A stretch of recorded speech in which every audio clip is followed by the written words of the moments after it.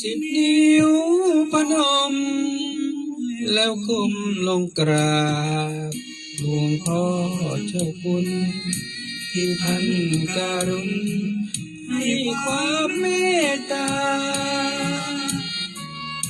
ให้ผมมาอยู่คู่สถานีเพื่อมวลประชาผู้มีศรัทธาในรถประธรรม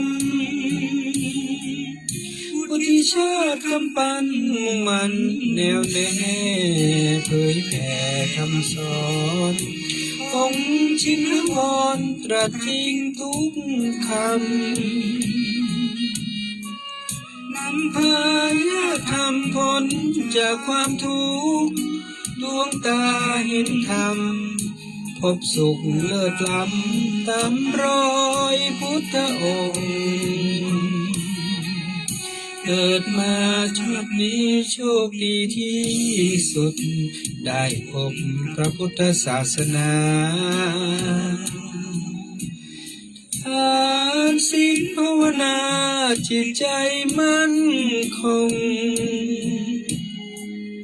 ผู้รู้ผู้ตื่นกับลมหายใจสติดำรงละโลกลดลงตรงทางพระนิพพานสิบนิ้วพนมก้มกราบพระธรรมเสนาบดีเปิดคลื่นสถานีธรรมเป็นทาง FM 96ทั่วโลกรับรู้ดูฟังรายการวุฒิชาติคำปันสร้างสรรค์ธรรมปันสุข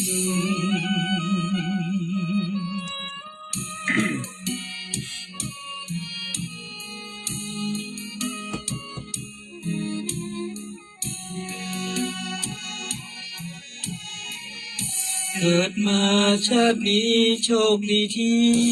สุดได้พบพระพุทธศาสนาทานศีลภาวนาจิตใจมั่นคงผู้รู้ผู้อยู่กับลมหายใจสติดำรงละโลกลดลงตรงทางพระนิพพานสิบนิ้วพนมก้มกราบพระธรรมเสนาบดีเปิดคลื่นสถานีธรรมเป็นทาง FM 96ทั่วโลกรับรู้ดูฟังรายการวุฒิชาติคำปันสร้างสรรค์ธรรมปันสุข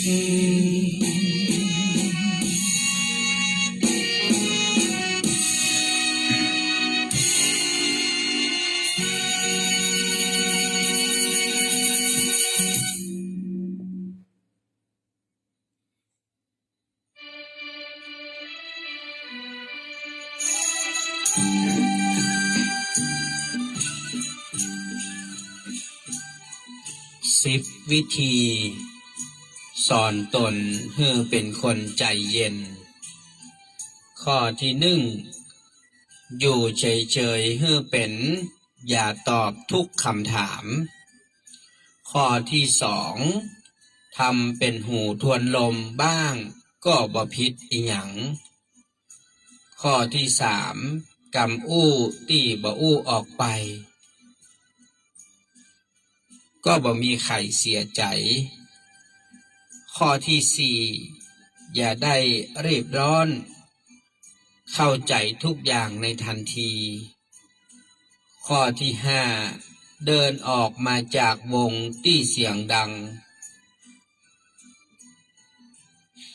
ข้อที่6เวลาที่รู้สึกบ่ดีคือหยุดก่อน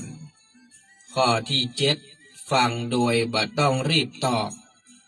ข้อที่8บ่ต้องเก็บทุกอย่างไว้ในใจข้อที่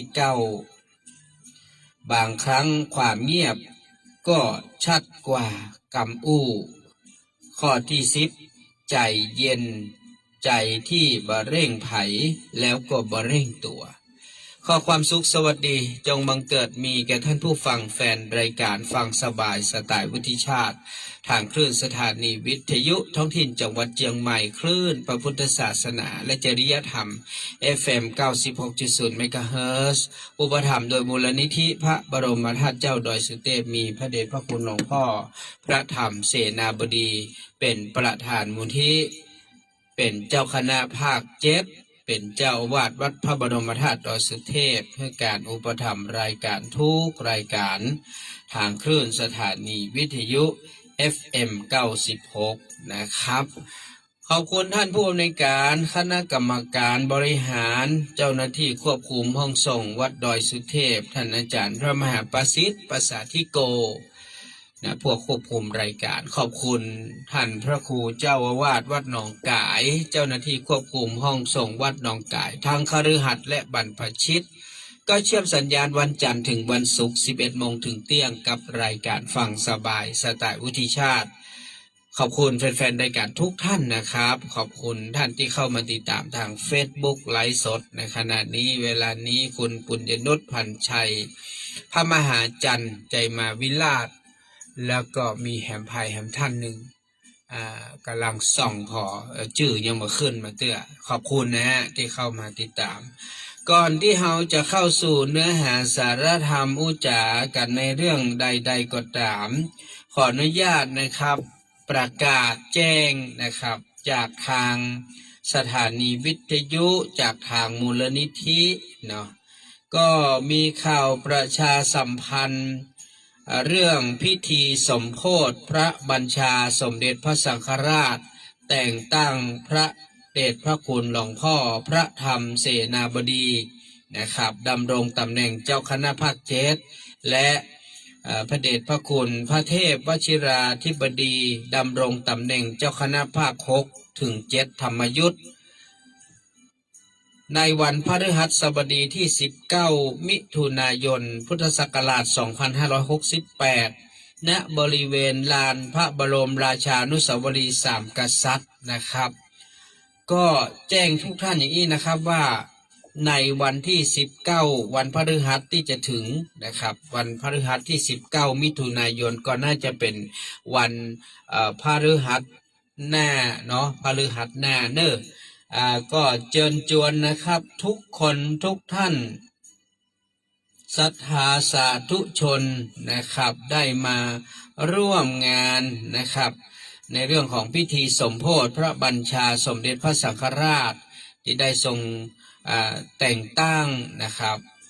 เจ้าคณะภาค7เชียงใหม่ลำพูนแม่ฮ่องสอนมีพระเดชพระคุณหลวงพ่อพระธรรมเสนาบดีเจ้าวาดวัดพระบรมธาตุดอยสุเทพนะครับแล้วก็พระเดชพระคุณ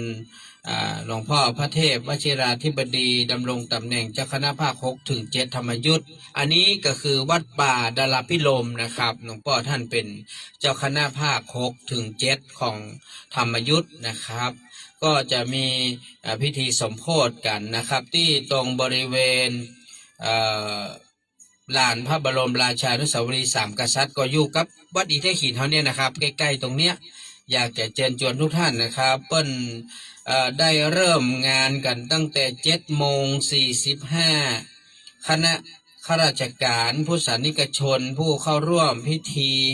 พร้อมกันณบริเวณพิธีมณฑลพิธีนะครับลานพระบรมราชานุสาวรีย์3กษัตริย์เวลา 8 นาฬิกาเริ่มขบวนอัญเชิญพระบัญชาจากบริเวณอาคารพิพิธภัณฑ์ล้านนาอาคารศาลแขวงเดิมนะครับอยู่ตรงข้ามกันนะครับเข้าสู่มณฑลพิธีบริเวณลานพระบรมราชานุสาวรีย์3กษัตริย์เวลา 8:15 นาทีพระเดชพระคุณหลวงพ่อพระธรรมเสนาบดีเจ้าคณะภาค7จะได้จุดธูปเทียนบูชาพระรัตนตรัยท่านผู้ว่าราชการจังหวัดเชียงใหม่จะได้อ่านพระบัญชาสมเด็จพระสังฆราชพระสงฆ์จะเจริญชยมงคลคาถาผู้ว่าราชการจังหวัดถวายเครื่องสักการะถวายสักการะพระธรรมพระเดชพระคุณหลวงพ่อพระธรรมเสนาบดีเจ้าคณะภาค7และพระเดชพระคุณพระเทพวชิราธิบดีเจ้าคณะภาค 6-7 ธรรมยุทธ์ผู้ว่าราชการจังหวัดเชียงใหม่ในเขตปกครองของคณะสงฆ์ภาค6และ7ถวายเครื่องสักการะแบบล้านนานะครับพระเดชพระคุณหลวงพ่อพระธรรมเสนาบดีเจ้าคณะภาค7จะได้กล่าวสัมโมทนียกถาหลังจากนั้นพระเทพวชิราธิบดีเจ้าคณะภาค6-7ธรรมยุทธ์กล่าวสัมโมทนียกถาผู้ว่าราชการจังหวัดเชียงใหม่กราบพระรัตนตรัยกราบเจ้าคณะภาคทั้งสองรูปจะมีการบันทึกภาพก็เป็นการเสร็จสิ้นพิธีก็น่าจะใช้เวลาที่ประเมินนะครับก็ตั้งแต่7:45ก็ไปจนเสร็จสิ้นก็น่าจะประมาณสัก10 โมงก็ประมาณนี้ก็คงจะเสร็จแล้วนะครับเนาะอันนี้ก็เรียนแจ้งทุกท่านนะครับว่าการแต่งกายก็เป็นในส่วนของประชาชนทั่วไปก็สามารถที่จะเป็นการแต่งกายที่เป็นชุดผ้าไทยพื้นเมืองก็ได้ชุดผ้าไทยก็ได้แต่งกายชุดสุภาพทั่วไปเนาะอาจจะเป็นชุดขาวก็ได้นะครับถ้าเป็นหมู่เฮาท่านทั้งหลายก็เป็นชุดขาวปกติขาวทั่วไปเนี่ยครับเสื้อขาวเตียวขาวก็น่าจะดูดีดูงามนะครับฉะนั้นก็ขอเรียนเชิญนะครับในวันพฤหัสบดีที่19 มิถุนายนนี้เชิญชวนพ่อแม่สาธุชนเอานัดกันประมาณสัก7 โมงเจ้าเนาะนัดกันเจ้าหน่อยนะครับ7 โมงที่ตรงขวางอนุสาวรีย์3 กษัตริย์ตรงเนี้ยนะครับใกล้ๆกับวัดอินทขินเนี่ยเนาะฉะนั้นก็สัก7 โมงก็มารวมตัวกันเนาะเพิ่นจะเริ่มกัน7:45ฉะนั้นก็คือมาถึงก่อนเวลาหน่อยเนาะก็ใช้เวลาคงประมาณทักบ่เกิน10 โมงฮะก็คงจะเสร็จละนะครับฉะนั้นก็เพื่อเป็นการแสดงความกตัญญูตาต่อพระเดชพระคุณหลวงพ่อพระธรรมเสนาบดีเจ้าคณะภาค7วัดพระธาตุเจ้าดอยสุเทพผู้ที่ดูแลคณะสงฆ์ในเขตจังหวัดเชียงใหม่ลำพูนและแม่ฮ่องสอนตลอดจนถึงพระเดชพระคุณหลวงพ่อวัดป่าดาราพิรมนะครับซึ่งท่านก็เป็นเจ้าคณะภาค6-7ของธรรมยุติกานิกายเนาะพระเดชพระคุณพระเทพวชิราธิบดีนะครับก็เชิญชวนทุกท่านที่เป็นลูกศิษย์ลูกหาเป็นศรัทธาสาธุชนที่เคารพนับถือในตนตัวของหลวงพ่อดอยสุเทพก็ดีหลวงพ่อวัดป่าดาราพิรมก็ดีนะครับก็เชิญชวนมาร่วมกันนะครับแสดงความกตัญญูกตเวทิตามาร่วมกันแสดงมุทิตาความยินดีที่ทั้งสองรูปนะได้รับการแต่งตั้งเนาะเพื่อเป็นเจ้าคณะภาคนะครับอันนี้ก็ขอประกาศไว้เป็นเบื้องต้นเอาละท่านผู้ฟังครับตะกี้เฮาอู้จ๋าในเรื่องของธรรมะที่นำมาฝากท่านผู้ฟังก็ต้องขอบคุณนะครับสำหรับท่านที่ได้แจ้งความประสงค์จะเดินทางไปร่วมบุญกันที่ลำปูนเชียงใหม่ก็คือวันที่5 กรกฎาคมเนาะตานเตียน8 วัดนะครับก็ขอบคุณน้องพัชรินทร์สุกันโทคุณแม่ยุพินดวงไทยนะครับแม่เลี้ยงณภัสวรรณจักคำคุณแม่บัวเงินบุญชัยนะครับในตอนนี้มีแจ้งมา4 ท่านนะครับที่จะได้ร่วมเดินทางไปทำบุญตาลเตียน8 วัดนะซึ่งพี่นันจัดรถตู้เพียงแค่1 คันนะครับตอนนี้นะเพราะว่าเฮาบอกว่าจะมีคนไป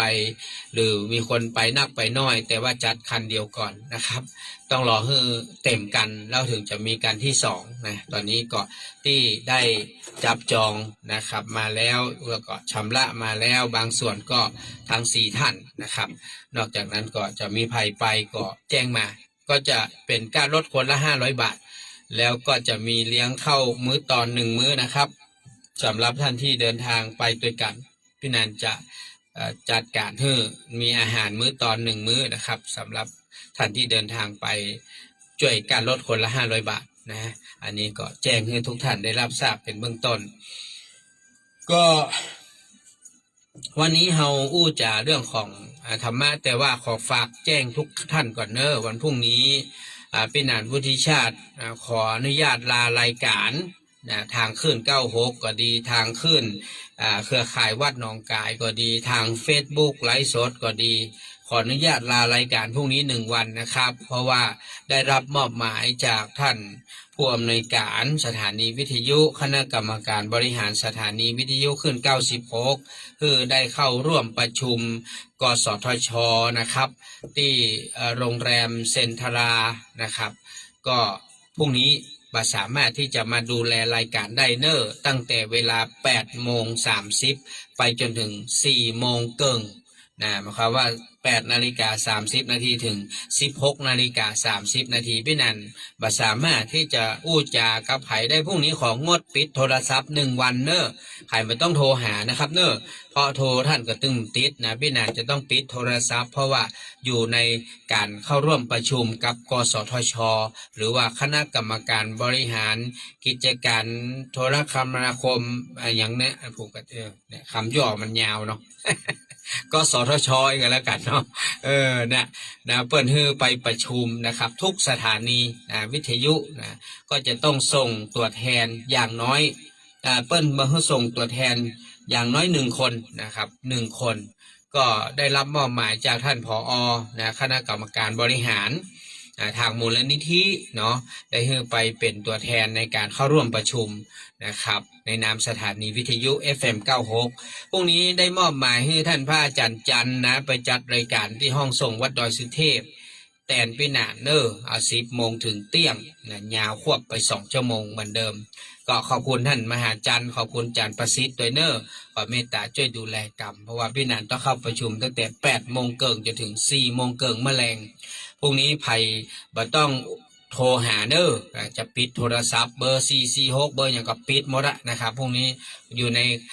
การประชุมสะดวกในการที่จะรับสายนะครับฉะนั้นบอกแล้วนะเดี๋ยวบางคนอยากโทรหามันมาฮับสายโทรหามันยังมาติดนี่นะบอกก่อนว่าพรุ่งนี้ติดประชุมนะครับเป็นเรื่องของสถานีวิทยุเนาะเป็นเรื่องสำคัญนะครับดังนั้นก็แจ้งทุกท่านแล้วก็เมื่อวานนี้อย่างจากที่เลิกรายการไปแล้วพี่นานำเอาครัวใส่บาตรที่เหลืออยู่นะครับไปทำบุญต่อที่วัดน้ำบ่อหลวงเอาแม่ขาวแม่ชีตัวเนาะแล้วก็ปีกจากน้ำบ่อหลวงก็ก่อนหน้าไปก็ถวายพระเนรที่วัดอินทขินวัดพระเนรวัดอินทขินเสร็จก็ไปที่น้ำบ่อหลวงถวายทำบุญทำทานที่น้ำบ่อหลวงเสร็จก็ปีกเข้ามาบ้านประมาณสักใกล้ๆ4 โมงแรงก็นำขนมนมมาม่านะครับเอาเตออกเนาะแล้วก็เอาไปแจกเพื่อละอ่อนโรงเรียนอนุบาลวัดวังสิงคำตำบลปัดแดดนะครับจำนวน40 คนนะฮะก็ขออนุโมทนากับเจ้าภาพทุกท่านเนอได้ทำบุญตักบาตรพระสงฆ์สามเณรเพื่อถวายพระครูบาโตยนะแล้วก็ได้ถวายแม่ชีเอาแจกละอ่อนโตยได้บุญหลายส่วนแต่วันนี้ขออนุโมทนาทุกท่านนะครับวันนี้เฮาอู้เรื่องของธรรมะว่าวิธีการสอนตัวเก่าสำหรับคนที่ค่อนข้างใจร้อนเวลาเขาอู้ถึงคนใจฮ้อนเขามักจะอู้ถึงว่าใจฮ้อนวู่วามเหมือนกันครับใจฮ้อนวู่วามตัวมันไม่ใช่ฮ้อนมาได้นะใจฮ้อนตัววู่วามตัวทีนี้วิธีการที่จะสอนตัวเก่าว่าจะเนี่ยใดบ่ให้เฮาเป็นคนใจฮ้อนวู่วามท่านผมเนี่ยงานวุฒิชาติเนี่ยเป็นคนที่ใจฮ้อนมากสมัยตะกอนซ้ำหายสมัยเมื่อเป็นวัยรุ่นผมเคยเป็นวัยรุ่นนะบางคนถามมันเคยเป็นวัยรุ่นกับพี่แหนเคยเป็นกะผมออกโรงเรียนมาอายุ12ผมไปบวชเป็นสามเณรแถม3 ปีจนอายุ15ผมก็ออกมาทำงานเนาะซึกจากเนรก็มาทำงานหลังจากนั้นก็มีครอบครัวนะครับผมมีเวลาเป็นวัยรุ่นอยู่นะช่วงที่15 16 17 18โอ้ช่วงนั้นเป็นอย่างที่ใจฮ้อนมากเนี่ยอย่างนะโอ้โหท่านผู้ฟังเลยมาอยากจะอู้ทุกอย่างฮ้อนทุกอย่างฮ้อนบู่วามทุกอย่างเพราะว่าเฮาเป็นละอ่อนน่ะเฮาเป็นละอ่อนซึ่งมันของแบบวัยรุ่นน่ะเนาะวัยรุ่นแล้วก็ซ้ำมามีครอบครัวผมมีครอบครัวตอนอายุ16ท่านลองคิดดูแหละละอ่อนวัยรุ่นน่ะอายุ16แต่งงานนะ 16 17 18 19สาวอ่ะเนาะ4-5 ปีอ่ะนะมีครอบครัวตั้งแต่16อ่ะจนถึงอายุสาวได้มาอายุสาวนี้เลิกกันกับภรรยาซึ่งก็มีลูกด้วยกันคือน้องแนนนี่แหละนะฮะแม่ของน้องคณิ้งนี่แหละมีลูกคนเดียวนะครับตรงนั้นก็เลิกกันแล้วผมก็ออกไปทำงานโน่นนี่นั่นจนกระทั่งมาถึงอายุ24แล้วมาลาบวชลาการลางานออกไปบวชเป็นผู้เจ้านะตั้งแต่24จนถึงอายุ30นะครับนะก็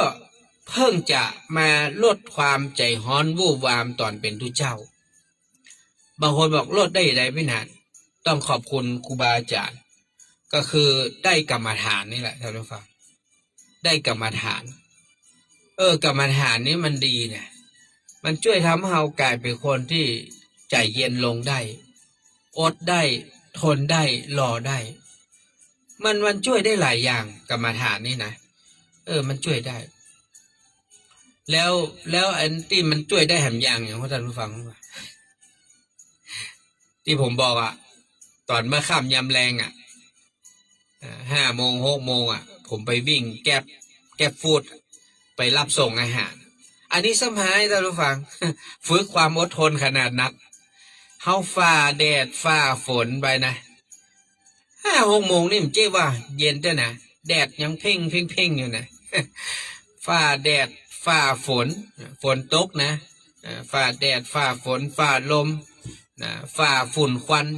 ฝ่าปัญหารถติดนะมอเตอร์ไซค์มันจะว่ามันติดนะไฟแดงซ้ำหายเมินกว่าจะไปถึงร้านพอไปถึงร้านท่านผู้ฟังว่าต้องไปรอแถมร้านมันรับมันจะมีแค่ออเดอร์เฮาคนเดียวมี3-4 ออเดอร์นะ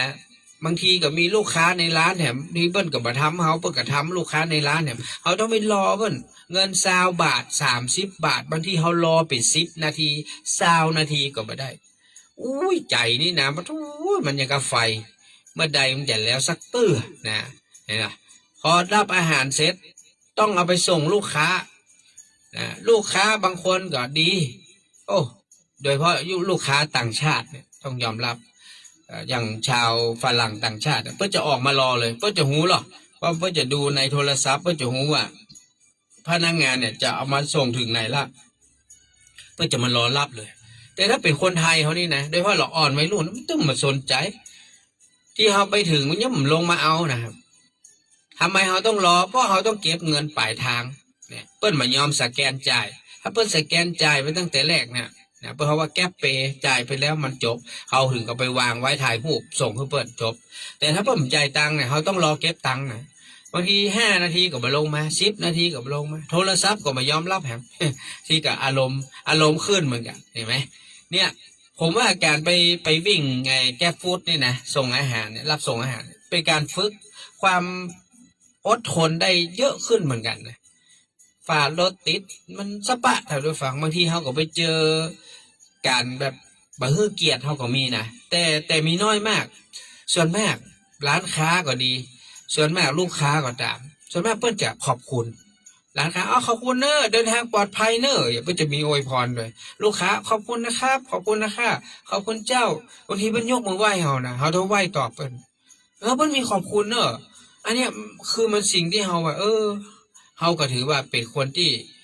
บ่ได้ต่ำต้อยด้อยค่าอย่างเนาะเอาอาหารไปส่งเพื่อนก็มีการขอบคุณเนี่ยถึงแม้บ่ได้ทิปนะแต่ก็เป็นสิ่งที่ทำให้เขามีกำลังใจของพนักงานที่ไปส่งอาหารให้คนอันนี้ก็เป็นการฝึกอย่างนั้นผมบอกว่าความใจฮ้อนวู่วามของคนเขาบางครั้งที่จริงบ่ฮ้อนเลยก็ไม่ได้เหมือนอย่างบางอย่างต้องใจความรวดเร็วบางอย่างก็ต้องใจก้อยเป็นก้อยไปอย่างทุกวันเนี่ยที่เขาหันข่าวอย่างข่าวที่ชายแดนไทยกัมพูชาเมื่อใดมันจะลบกันเมื่อใดมันจะแย้งลบกันเมื่อใดมันจะสงบเมื่อใดมันจะเลี่ยผ่านไปเฮานี่ไม่ได้อยู่ตรงนั้นนะแต่เฮาเอาใจไปจดจ่อกับเพื่อนไปกระตุ้นเพื่อนพ่องไปให้กำลังใจพ่อง ไปอยากคือเปิ้นแย้งกันพ่องเนี่ยเนาะมันก็ใจมันไปท่านผู้ฟังอันนี้เป็นเรื่องธรรมดาเป็นเรื่องธรรมดาดังนั้นคนเฮาเนี่ยเปิ้นบอกว่าจิตเป็นนายกายเป็นบ่าวจิตเป็นนายกายเป็นบ่าวถ้าเวลาเฮาเกิดความใจฮ้อนนะขึ้นมาอย่างใดอย่างหนึ่งเปิ้นบอกว่าลองนั่งดักจื้อกื้อเป็นไม้ต่อไม้ลักสมมุติว่าเฮาเกลียดเฮาพอใจผัวกระจ้างเมียกระจ้างลูกหลานพี่น้องหัวแน่นะหรือว่าใครก็แล้วแต่เฮาลองนิ่งเพื่อใช้ความสงบสยบความเคลื่อนไหวเฮาลองนิ่งปกติเฮาคนปากนักเนาะอย่าเฮาคนปากนักเฮาลองบ่ปากเลยมันจะผิดปกติทันทีล่ะมันจะผิดปกติเวลาผมนี่นะผมสอนลูกสอนเมียผมนี่นะถ้าผมอู้ไปแล้วสอนไปแล้วบอกฟังนะผมจะมาอู้ตัวเลย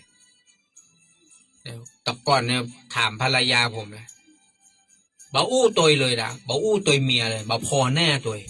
บอกอู้ตัวแล้วบอกพอแน่ตัวคือผมถือว่าผมนี่คือการลงโทษผมสมัยก่อนเคยใจกับน้องเบานะเขาสอนแล้วมันฟังผมมาอู้ด้วยมัน2 เดือนนะท่านฟังมันอดได้นะ2 เดือนนะ2 เดือนที่บอกอู้กับมันอ่ะหันก็ทำเป็นมหันเนี่ยเตี้ยวไก่ก็บอกอู้บะทักบะทายสักอย่างจนมันต้องมาอู้กับผมอ่ะไอ้อย่างอ้ายบอกอู้กับน้องเขาบอกก็เคยสอนเคยบอกทุกอย่างไปแล้วบอกฟังเมื่อบอกฟังก็บอกต้องอู้มันเสียเวลามันก็มาโยกมือขอโทษน้องขอโทษน้องขอโทษวันหน้าไอ้มีอย่างไอ้ก็บอกก็สอนน้องเตอะน้องจะฟังคือบางอย่างเนี่ยท่านฟังการที่เราเป็นคนนิ่งเหี่ย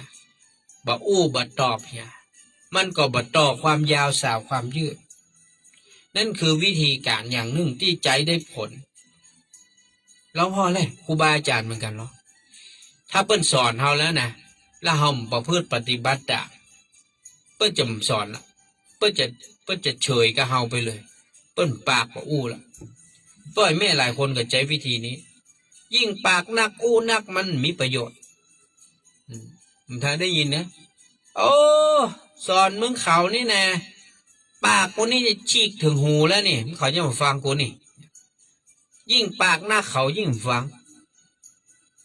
คนที่อู้น้อยนี่เปิ้นว่าพูดน้อยแต่ต่อยหนักกรรมอู้แต่ละกรรมนี่เนี่ยโอ้คนที่เปิ้นเป็นคนที่มีปัญญาคนสมัยก่อนครูบาอาจารย์พ่อแม่ปู่ย่าตายายเวลาเปิ้นสอนกรรม2 กรรมมันนะอุ้ยเก็บออกไปเกิดเป็นวันค่ำเปิ้นว่าอย่างเฮานี่ฮะเปิ้นอู้กรรม2 กรรมแล้วเปิ้นก็ดับไปเลยเปิ้นว่าอย่างเฮาเปิ้นสอนอย่างเฮาเฮาบ่ฮู้เรื่องเลยเนี่ยไปเกิดอยู่หั่นน่ะทั้งวันกว่าจะเกิดออกเนี่ยเนี่ยพดตั้งแต่เจ้าไปถึงแรงเกิดอยู่หั่นเนาะเปิ้นสอนอะไรอย่างเปิ้นว่าอย่างเฮาบ่ได้เนี่ยนี่แหละฮะเฮาคนฉลาดมันต้องอู้นักต้องปากนักนะไอ้อย่างนายวุฒิชาติเนี่ยอู้นักปากนักนี่บอกก่อนนะอู้เฉพาะในวิทยุนี่แหละถ้าผมอยู่ตังนอกเนี่ยถ้าบ่เป็นการเป็นงานนี่ก็บ่อู้ผมก็เฉยๆเนี่ยก็เป็นเหมือนคนทั่วไปปกติเนี่ยใครอู้ก็อู้บ่ใครอู้ก็บ่อู้ไปถามภรรยาผมถามว่าคุณปุญญนุชถามหน่อยว่าลุงหนานนี่เป็นคนปากนักก่อเมียสายหัวผมเจ้าคนอู้นักปากนักเนี่ย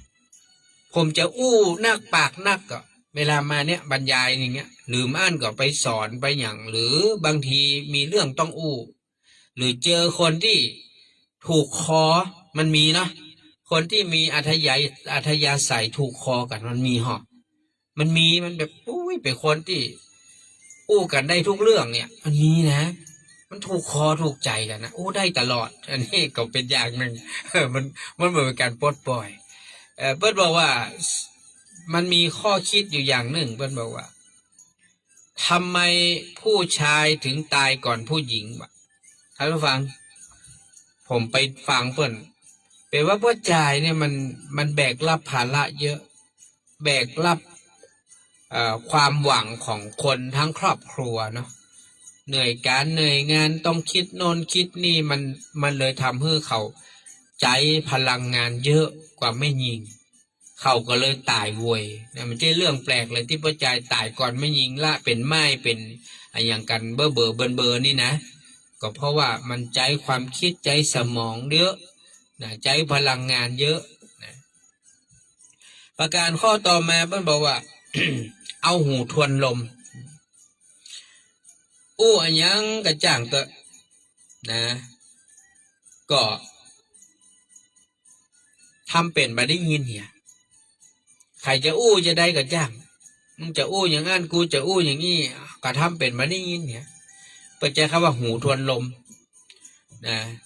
ถ้าเขาได้ยินเนี่ยกูเรื่องกูอย่างเอาเก็บมาเกิดเท่ากับเป็นตุกนะมันมีประโยชน์เพราะกำเนี่ยมันบอกว่าบางครั้งนี่นะถ้าเขาออกไปแล้วเนี่ยนะมันไม่ได้เกิดประโยชน์สู้เขาบอกดีกว่าเก็บไว้เหี่ยมันต้องเพิ่นบอกว่ามันก็บ่ทำให้เสียใจตราบใดที่เขาบอกออกไปนะมันยังอยู่ในตัวเขาอยู่หรอเนาะจนกว่าเขาจะออกไปอย่ารีบร้อนเข้าใจเหตุการณ์ทุกอย่างทันทีทันใดบางคนมีนะเข้าใจละเดี๋ยวไปสักคำไอ้ยังเข้าใจไอ้ยังวะเดี๋ยวนี้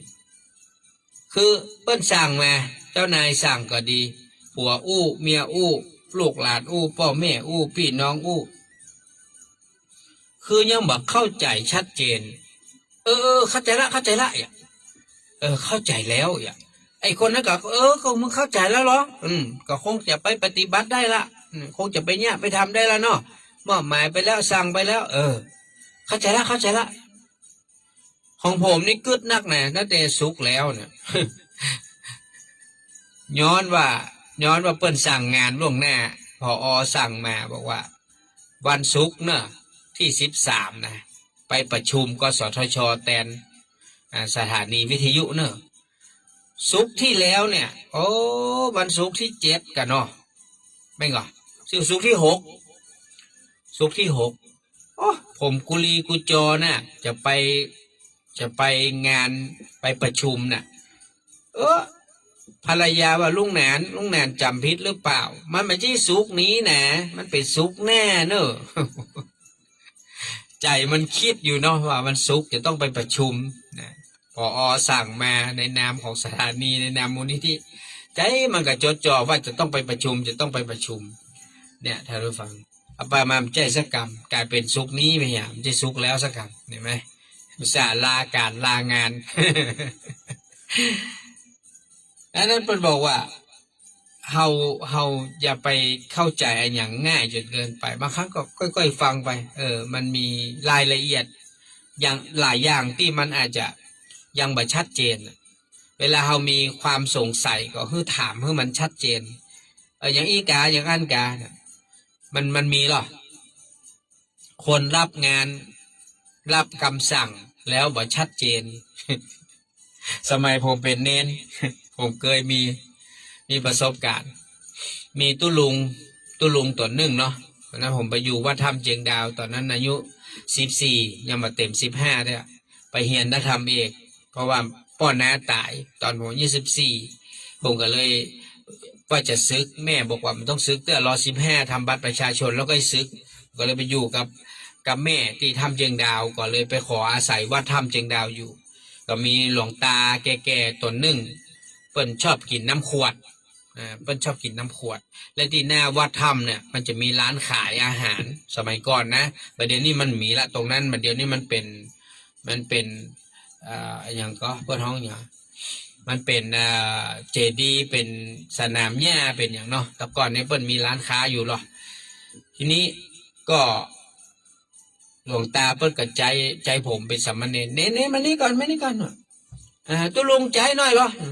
ใจอย่างครับไปซื้อน้ำขวดให้ตุลุงกำเอาก็ไปซื้อน้ำขวด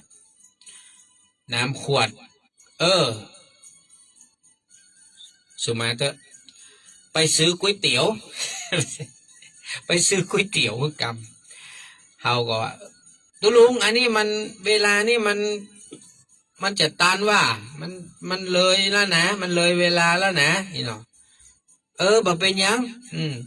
ก็จะแมบเลือนตันอยู่ไปอาจจะไปซื้อวะผมก็ออกไปซื้อก๋วยเตี๋ยวแต่ก่อนที่จะไปผมถามว่าตุลุงถ้าก๋วยเตี๋ยวบะหมี่เอาอย่างอันยังก็ได้นี่เหรอคำว่าอันยังก็ได้นะมันเหมือนใจคือถ้าสมมติว่าก๋วยเตี๋ยวบะหมี่นะอาจจะเป็นมาม่าครับเป็นอย่างเพื่อก็บอกเฮาไงแล้วเฮาก็เป็นเน้นกับมันซื้อเนาะก๋วยเตี๋ยวมีเอาอย่างก็ได้ผมก็ออกไปถึงไปถามป้าก๋วยเตี๋ยวมีอยู่ก็โอ้หมดไรน้อยมันก๋วยเตี๋ยวหมดวันนี้เนี่ยมันนักหมดแล้วเนี่ยได้โอ้ตุลุงว่าจะเอาก๋วยเตี๋ยวแล้วมาซื้ออย่างละกะตุลุงว่าผมมีก๋วยเตี๋ยวอย่างก็ได้พอดีผมแค่อยากกินน้ำผมก็อย่างใดจะกินน้ำโคกจะกินน้ำเขียวกินน้ำแดงกินน้ำส้มเฮาก็ขยากเนาะถ้ากินน้ำหมูนี่แล้วมันลดมันพองไปเดี๋ยวตุลุงก่อนจะหุงเอาน้ำสไปน้ำสไปมันใสๆแล้วเนาะอันเป็นปวกๆหน่อยนะ เป็นปวกๆฟองๆอันผมเอาน้ำสไปครับนี่หรอพวกก็ใส่น้ำสไปเอาน้ำแข็งใส่ถุงเอาน้ำสไปเขาเทเนาะแล้วหวงเขามัดเราหลอดดูดเขาจิ้มมันก็อัดล้อเตียวไปเนี่ยกะเตียวไปจนมาถึงกุฏิตลอดใครอยากกินน้ำมันหอมแต่ดูดสักปืด2ปืดดูดไปกับ3ปืด4ปืดน้ำสไปหายไปเกิงว่ายังใดดีนั่น เดี๋ยวซ้ายเดี๋ยวขวาโอ้เจอน้ำก๊อกพอดี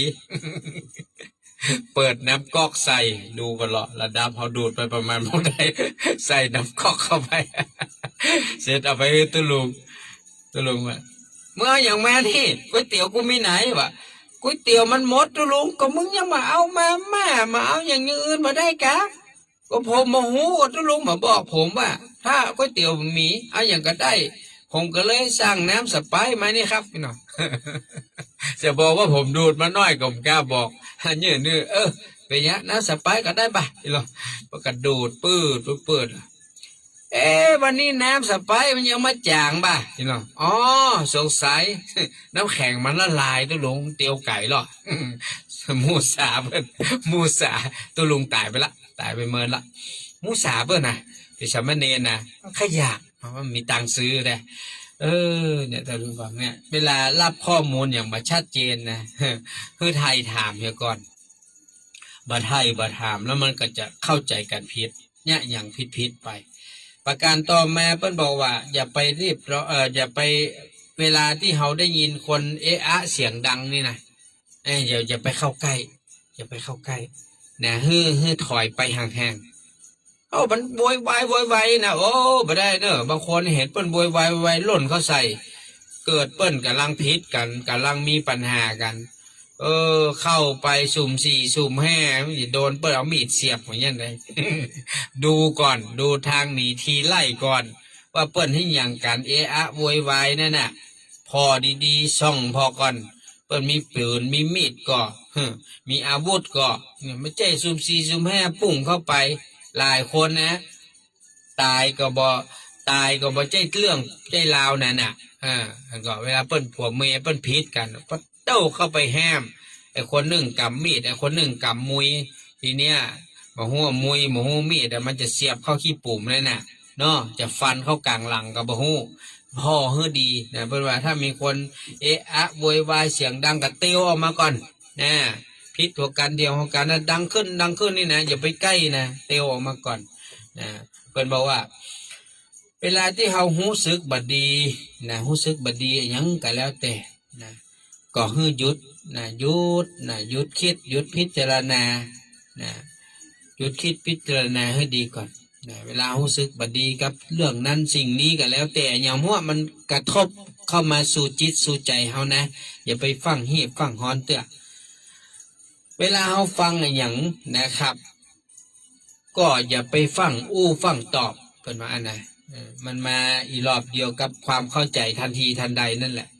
จะไปฟังฟังตอบฟังคำถามให้ดีแล้วก็สแกนสกรีนคำตอบไว้ในใจก่อนให้มันชัดเจนก่อนถ้ามันมาชัดเจนเนี่ย มันจะลำบากนะมันชัดเจนมันจะลำบากมันเหมือนเรื่องนิทานเรื่องหนึ่ง นิทานเรื่องนี้มันมีอย่างก็เดี๋ยวเนี่ยมันมีกระต่ายแล้วมันมีเต่าแล้วมันก็มีแมงแสนตีนมันกินเหล้าท่านผู้ฟังมันกินเหล้ากัน นิทานนะเป็นนิทานกระต่ายเต่าแมงแสนตีนมันกินเหล้าแล้วเหล้ามันหมดเหล้ามันหมดโอ้จะฮื้อไผไปซื้อกระต่ายว่าโอ้บ่ได้ข้าไปซื้อนะข้ามันกระโดดปอกขยอกปอกขยอกปอกขยอกนี่นะโอ้เหล้าความหมดอะสุเขาบ่ได้กินแล้วไม่ได้กินละเต่าก็บอกโอ้ถ้าฮื้อข้าไปซื้อนะสุดคืนก็บ่ได้กินเพราะข้าเตียวจ้าการกระดึบกระดึบกระดึบไปเนี่ยสุเขาบ่ได้กินละเลี้ยวซ้ายเลี้ยวขวาตึงเต่าตึงกระต่ายกระหันแมงแสนตีนอัลโลอันนี้เลยเพื่อนเฮานี่แหละแน่นอนเลยละแมงแสนตีนนี่เนอะไปซื้อพ่ออย่าได้หนึ่งมันเตียวไวกว่าเต่าแน่นอนสองมันเดินนี่ระมัดระวังแน่นอนเพราะตีนมันเยอะมาคว่ำแน่ ก็ตกลงตึงกระต่ายตึงเต่ามอบภาระให้แมงแสนตีนไปซื้อเหล้าจกสตางค์ให้เรียบร้อยแมงแสนตีนก็ลาบละมันโดน2-1เสียงหรอตัวเก้ามีเสียงเดียวเอาประชาธิปไตยมันมี2เสียงจะเป็นต้องยอม ตกลงคาบปากเรียบร้อยไอ้2ตัวนั่นก็ไปนั่งไปนอนรอเต้าแปลว่าแมงแสนตีนนี่นะมันมีข้อเสียอยู่อย่างมันเป็นคนฮักสะอาด มันก็เอาเกือกมาใส่ตีนมาแหละสุมาเนอะทีละตินทีละตินทีละตินทีละตินมันมีตั้งแสนตีนก็ละใส่ตั้งแต่แมลงยันถึงเมื่อเจ้ายังใส่ไปแล้วเตื้อ สรุปสุดท้ายเต่าก็กระต่ายมาไหนโลตั้งแต่ว่าแมลงจนถึงเมื่อเจ้าโอ้มานั่งก้มหน้าก็โง่อยู่นี่มาล่างเอาเหล้าเอาไปกินกันหมดละก้าแมงแสนตีนว่าไปเลยมันได้หลับได้นอนนี่ไอ้ยังก็ใส่เกือกมาแล้วเถื่อแต่ว่าแมลงจะถึงเมื่อเจ้านี่ใครยังใส่เกือกมาแล้วยังไงเนาะก็ตีนข้ามีทั้งแสนตีนก็รู้สู อันนี้เป็นนิทานเป็นเจี๊ยสุดท้ายเราไม่ได้กินกันทั้ง3นั่นแหละ แมงแสนตีนก็ก้มหน้าก้มตาใส่รองเท้ามาแล้วสักเตื้อ เอาอู้เล่นกันเนาะแก้งอมแก้เหงาบางคนจะเครียด โอ้พี่นานมันเล่าแล้วเครียดไปเฮ้ยนะเอาแก้งอมแก้เหงาเห็นหน่อยต่อมาเพื่อนบอกว่าเวลาที่เรามีไอ้อย่างที่มันแบบม่วนอกม่วนใจเนี่ยบางครั้งก็บ่ต้องเก็บไว้ในใจให้มันเสี่ยงปล่อยออกไปห้องการระบายเนี่ยท่านฟังมันเป็นการปลดปล่อยอย่างผมเองเนี่ยอย่างภรรยาเปิ้นหูหรอโอ้เวลาที่ลุงหนานมันไปบรรยายธรรมมันได้ปลดปล่อยอายุถ้ามาสั้นเท่าไหร่ล่ะเนาะเพราะว่าได้ปลดปล่อยก็ได้ปลดปล่อยบางทีมีความเครียดเรื่องโน้นเรื่องนี้ก็ปลดปล่อยไปมันก็ยังดีนะดีนะที่ได้มาอู้ได้เล่ามันก็โล่งไปนี่นะดังนั้นเฮาเก็บไว้ทุกอย่างบ่ได้มันเหมือนระเบิดเก็บไว้เกิดมันมีประกายไฟปั๊บขึ้นมามันระเบิดตุ้มอกแตกตายท่านผู้ฟังคนที่เป็นเรื่องพวกนี้นะจะเป็นอย่างซึมเศร้าพ่องเนาะเป็นวิตกจริตพ่องคิดเอาคนเดียวเนี่ยคนเดียวทำคนเดียวเพราะว่ามันเก็บกดอารมณ์ทุกอย่างไว้บดีเพื่อระบายมีอย่างก็อู้ไประบายไปผมเห็นภรรยาผมนะมันไม่ค่อยได้ระบายกับผมเนาะเพราะว่าผมไม่ค่อยอู้แกก็ไปอู้กับเพื่อนแกผมฟังเขาอู้อย่างกันน้ำเหลือเป็นชั่วโมงนะอู้เพื่อนที่รุ่นน้องเพื่อนที่ทำงานด้วยกันอยู่อีสานมั้งนะเขาโทรไลน์อู้กันผมบอกโอ้หูมันจะไหม้แล้วนะเป็นชั่วโมงนะเขาอู้กันไปอู้กันมาอู้กันไปปล่อยเขา เขาอู้แล้วเขาสบายใจปุ้นก็สบายใจทเวก็สบายใจปล่อยเขาอู้กันไปเถอะเพราะปกติแกก็ไม่ค่อยอู้ค่อยปากเนาะพอมันเจอคนที่อู้ ถูกใจกันนะมันก็อู้กันไปนะปล่อยเขาได้ระบายนะเนี่ยมันก็เป็นวิธีการอย่างหนึ่งนะครับบางครั้งความเงียบก็ดีกว่ากำอู้ความเงียบเป็นว่าอยู่คนเดียวระวังความคิดอยู่ร่วมมิตรระวังขับขานเวลาอยู่คนเดียวเนี่ยมันก็จะมีความคิดเกิดขึ้นความคิดเนี่ยบางครั้งคิดดีก็ดีนะถ้าคิดบ่ดีคิดไปเป็นเรื่องเป็นราวเป็นตุเป็นตะมันก็จะเกิดจินตนาการเกิดการเป็นการมโนขึ้นมากลายเป็นเรื่องเล็กเป็นเรื่องใหญ่อันนี้ก็มีเหมือนกันแต่บางครั้งความเงียบก็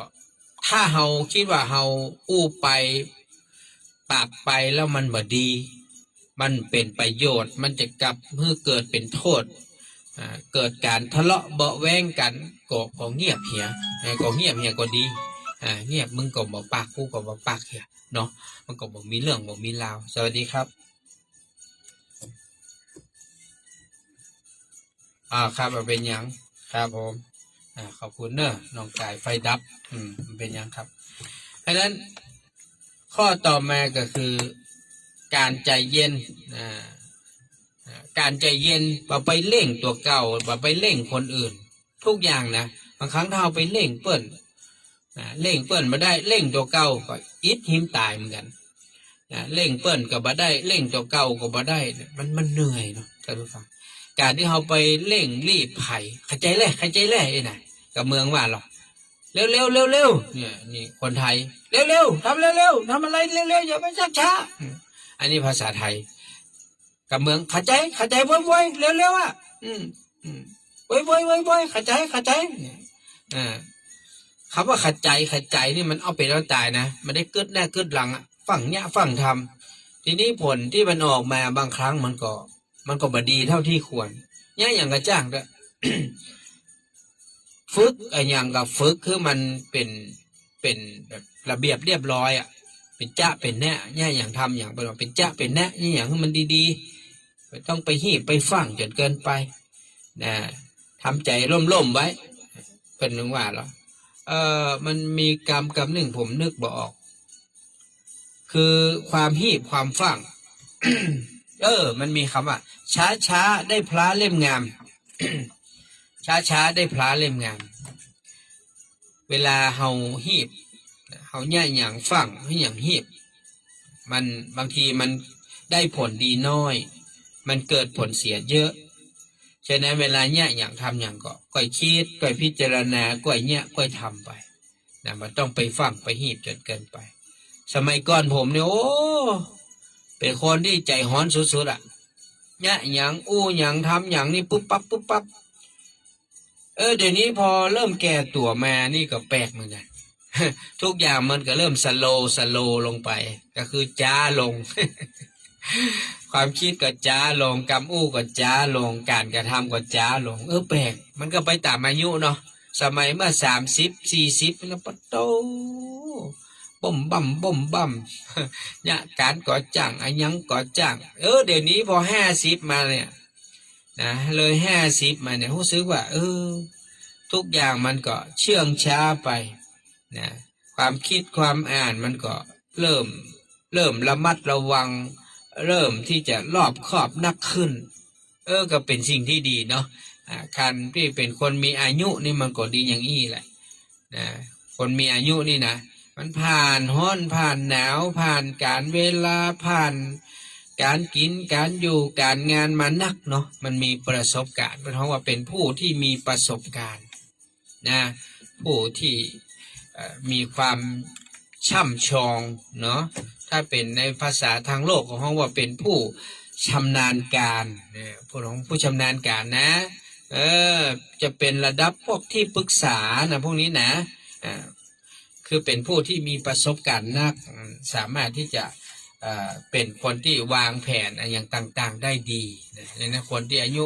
ส่วนมากที่เพิ่นจะให้เป็นหัวหน้าคนก็30ขึ้น40 50 60อย่างเนาะเป็นผู้จัดการ40 50 60เปิ้นเป็นผู้ใหญ่นะเปิ้นสามารถที่จะ กำหนดกฎเกณฑ์วางแผนการงานต่างๆได้ดีนะอันนี้ก็เป็นสิ่งที่นำมานำมาฝากท่านผู้ฟังก็บัดนี้ลืมเนอะวันที่19มิถุนายนนะปะกันที่ขวงอนุสาวรีย์สามกษัตริย์ในเวลา7 โมงเจ้าเนอะนะเรามาร่วมกันแสดงความกตัญญูตาต่อนะพระเดชพระคุณหลวงพ่อพระธรรมเสนาบดีเจ้าคณะภาค7รูปใหม่และก็หลวงพ่อเจ้าคณะภาค6 ถึง 7ธรรมยุทธนะวัดป่าดาราพิรมย์นะครับในวันที่19มิถุนายนนะอันนี้ก็เชิญชวนทุกท่านเวลา7 โมงว่าได้ครับ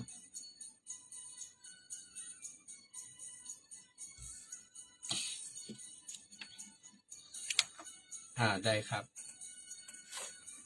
สาธุเนอร์อนุโมทนาบุญนะครับสำหรับคุณยาย คำปันวิชัยศรีพร้อมลูกหลานนะร่วมบุญงานที่เราจะทำบุญที่วัดเจ็ดลินวันที่22นี้นะครับเนาะก็จะมีการเทศกับโรงทานนะครับก็อนุโมทนากับคุณยายคำปันวิชัยศรีพร้อมลูกหลานที่ได้ห่วมบุญมาจำนวน200 บาทเนาะขอบคุณครับไอ้ชัยพี่มอนน้องสมบูรณ์อันนี้ก็ร่วมบุญมานะครับถึงลงทานกันเทศ200 บาทแล้วก็ในส่วนของทางคุณปี้สุบินนายธรรมรัตน์มีแก้วนายสุรินทร์เสวยราชอันนี้ก็ร่วมบุญมาตึงโรงทานตึงกันเทศแล้วก็200 บาทเนาะแล้วก็มีในส่วนของทางคุณ คุณป้าบัวผันคุณแม่สุนามูลลานี่ก็ร่วมบุญมาตึงลงทานตึงกันเทศ200 บาทแล้วก็มีในส่วนของทางคุณยายระพีพันธ์อินล็อกฟองก็พร้อมลูกหลานก็ร่วมบุญมาเอาเป็นกันเทศนะครับ200 บาทลงทาน100 บาทเนาะรวมเป็น300นอกจากนั้นก็อนุโมทนากับทางพี่นานชิงชัยนะน้องละเย็นสั่งการพร้อมบุตรธิดาอันนี้ก็ร่วมบุญมา100 บาทแม่อำพรประมวลการบ้านวังน้ำลินพร้อมลูกหลาน100 บาทคุณแม่บัวเงินบุญชัยพร้อมด้วยพ่อเท่าพงและก็ลูกหลานแถม200 บาทคุณแม่เกษรชัยวุฒิแม่สุธรรมอินทรีย์ก็ร่วมบุญตึงกันเทศลงทานมา200 บาทเนาะแล้วก็ทางอาม่ากิมเฮงแซ่เย่าคุณชัยยุทธผู้สว่างร่วมบุญ100 บาทคุณป้อวัฒนาแม่เป็นพดปิ่นแก้วพร้อมลูกหลานร่วมบุญมา140 บาทมีแม่อุ้ยพัดเงินถาร่วมบุญมา200 บาทพ่อวิเชียรชัยคำก็100 บาทมีแม่วันดีอินถาเขียว100 บาทแม่ขันแก้วอินถาเขียว100 บาทคุณป้ออโนไทยแม่จดน้องคิรินสุขโข100 บาทนะครับอันนี้ก็ขอบคุณฮะพอดีพี่นันก็กำลังพิมพ์รายชื่อท่านที่ร่วมกันเทศแล้วก็ท่านที่ได้เมตตาร่วมลงทานเล็กๆน้อยๆก็บ่เป็นอย่างนะครับเพื่อเราได้ร่วมบุญกันอนุโมทนากับคุณน้องพัชรินบอกว่าคุณแม่บุญรัตน์กันทาบ้านต้าเดือฝากปัจจัยร่วมบุญ8 วัด500 บาทไว้ที่น้องพัชรินสาธุเนอร์อนุโมทนากับคุณแม่บุญรัตน์กันทาบ้านต้าเดือพร้อมครอบครัวลูกหลานด้วยนะครับเนอะที่ได้ร่วมบุญร่วมหอมก็อันนี้เป็นโอกาสที่เราท่านทั้งหลายจะได้ร่วมบุญร่วมทานด้วยกันพี่นันก็ต้องขอบคุณนะครับอนุโมทนาบุญเจ้าภาพที่ได้ร่วมหอมบอกว่าจะเป็นผ้าเป็นร่มตาลเตียนอย่างพี่นันชิงชัยน้องละเย็นสั่งการพร้อมบุตรธิดานี่ก็ตาลร่มตาลผ้านะครับอย่างละ1แล้วก็ร่วมตาลเตียน200คุณปี้พินพรเกี่ยวสุขพัชรพลกันทมาลีก็ตาลร่ม1ผ้า1ตาลเตียน200แล้วก็ยายจันดีคุณพี่ที่ตายานีหมอกเมฆก็เมตตาร่วมบุญตาลผ้า1ตาล ล่มหนึ่งแล้วก็หอมก้านน้ำก้าไฟตัว300 บาทคุณยายคำปันวิชัยศรีก็ร่วมบุญผ้านึ่งนะครับ150 บาทเนาะแล้วก็ตาลเตียนตัว150 บาทแม่จันเพนนายพยุงทรัพย์ใจคำคุณ